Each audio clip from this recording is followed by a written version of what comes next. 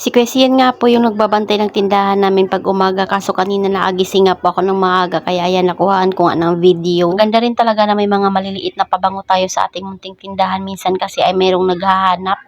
Sabi ko nga sa kanya na pag nag-aabot nga po ng sukli ay bilangin nga po isa-isa dahil baka sabihin ay kulang yung binigay niya. Kaya lang hindi nga nakinig, abay binigay na kaagad lahat. Siyempre kailangan niyang malaman kung paano nga po magsukli para naman nga po ay hindi siya maloko. So nung una niyang customer, meron naman nga pong bumili ng 2 kilong bigas. Buti na nga lang po at nakakilo na nga po ito. Nagsukli na nga muna siya dyan sa may tindahan na pera dahil ilalagay din naman niya iyan doon sa benta ng bigas. Tuturuan ko nga siya kumarites ng tamang pagsukli na dapat bilangin nga po yung pera isa-isa sa customer para hindi nga po masabi na kulang yung pera niya. Di kaya kulang yung sinukli niya. Dahil minsan hindi naman talaga maiwasan iyan. Kaya pag malalaki na yung pera, lagi kong sinasabi na bilangin nga po yung perang ibinigay niya or isinukli. After niya doon kumarites, ang sabi ko nga sa kanya, yung umalis na nga muna siya at ayusin ko nga po yung ibang paninda. Kagayan kumarites pero hindi ko alam kung bakit nga po madilim sa labas. Pagkatapos ko nga pong ayusin ito ay diretso nga rin po ako mamili ng aming uulamin sa tanghalian. Dahil nadagdagan nga po yung ating biskwit dyan kumarites, tinanggal ko nga po yung ibang mga nakadisplay dyan at inayos ko na rin. Alam naman ng customer na meron kang mga ganyang product ay pwede mo na nga hindi mo na i-display. Display mo yung mga bagong pinamili mo para bago nga rin po sa kanilang paningin. Mga chichirya nga dyan ay hindi ko pa na-display. Unti-unti nga lang po yung pagdi-display ko dahil ako nga lang naman mag-isa, pero pag dalawa nga kami ni Jowa paniguradong tapos na nga po ito. Siyempre ay may ginagawa pa nga rin po akong gawaing bahay ay hindi ko rin talaga ito natatapos kaagad. Kailangan lang talaga ng time management sa iyong mga ginagawa para hindi ka nga matambakan. Kahit paunti-unti lang yung ginagawa mo, ang mahalaga nga po ay binabawasan mo naman. Alam niyo ba kumarites na feeling ko mas mabenta pag maulan dahil mga tinatamad nga po yung tao lumabas sa palengke. Parang mas madami pa yung mga nagiging customer pag maulan.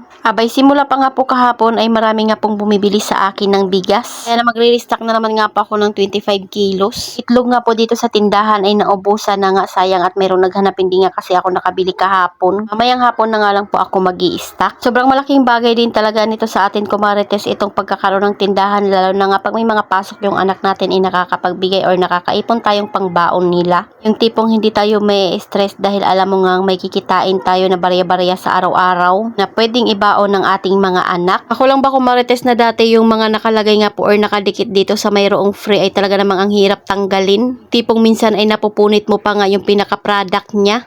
Sobra nga po yung kuha ko kahapon dahil sa may mga free nga po yung iba dyan. Refill nga po ko dyan kumarites, dinidiretso ko na nga rin po talaga yung pag-aayos. Pagtutupi lang ng damit niyan, bawat lagay ko nga po ng bagong natupi ko ay talaga namang inaayos ko ulit yung damitan nila. Dahil sabi ko nga sa inyo na ako nga po yung taong hindi napapakali pag may nakikita nga po akong kalat. Kaya sa tuwing may oras nga ako kumarites, nag-aayos nga po ulit ako lagi ng paninda. Sa makontento na nga ako sa ayos niya or feeling ko nga ay maganda na tingnan. Maganda rin talaga tingnan ng tindahan kahit hindi naman masyadong malaki ay nakaayos naman nga po yung mga nakalagay or naka-refill. Nag-i-enjoy din po talaga ako sa aking ginagawa dito sa aking munting tindahan. Kung mag-ayos naman dyan ay naglagay na nga rin po ako ng mga presyo. Kailangan talaga lagyan ng mga presyo iyan kumarites para hindi naman nga po paulit-ulit nila akong tatawagin. So ayun lang muna kumarites. Salamat sa panonood. Follow for more. God bless us. At sana i-share nyo na nga rin po itong aking video.